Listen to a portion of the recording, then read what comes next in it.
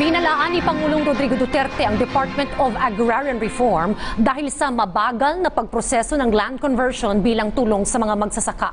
May report si Naomi Tiburcio.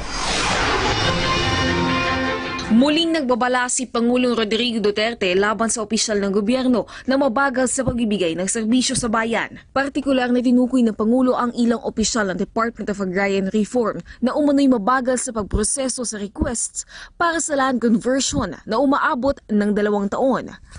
Giit ng Pangulo, hindi siya magdadalawang isip na sibakin ang mga ito. Because if it takes you 2 years to process a paper in conversion there, you are up to corruption. I told them 1 month. Ano pa naman? Bakit mo patulugin ang papel ko? Hindi pabalik-balikin mo yung tao. Sinabi ito ng Pangulo sa harap ng mahigit 10,000 Provincial Union of Leaders Against Illegality o PULI sa kanilang annual assembly sa Lucena City. Bago nito, sinabi ng Pangulo na kakausapin niya si Agrarian Reform Secretary John Castriciones upang ibigay ang mga lupa ng pamahalaan sa Quezon Province sa mga residente at magsasaka nito bago matapos ang kanyang panunungkulan bilang Pangulo. Pag-aralan na lang ninyo yung mga agricultural on the itong uphill. I will within the 3 years of my remaining, ibibigay ko sa inyo lahat yung lupa ng gobyerno dito. Wala silbi.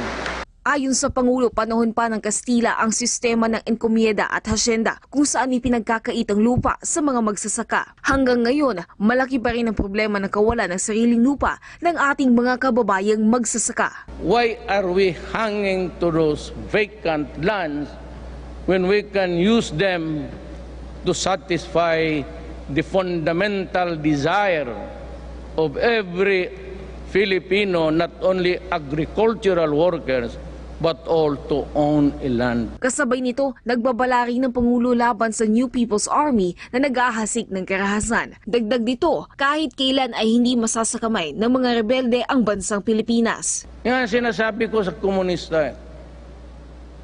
You have jeopardized cause sorrow and misery to the country fighting for a lost cause. Wala na yung iduluyan ng komunista. It's over and done with. Ayon sa Pangulo, humigit kumulang na 6,000 titulo ng lupa ang naipamahagi na ng gobyerno. Bagay na malaki ang maitutulong para mailayo mula sa impluwensya ng komunistang grupo ang ating mga kababayan. You do not have to be a communist to have a good, true, blue land reform program. Muli naman niyang hinikayat ang mga rebelde na magbalik loob sa gobyerno at handa siyang magpatayo ng mga bahay para sa kanila sa pamamagitan ng National Housing Authority. Naomi Tiburcio, para sa Bayan.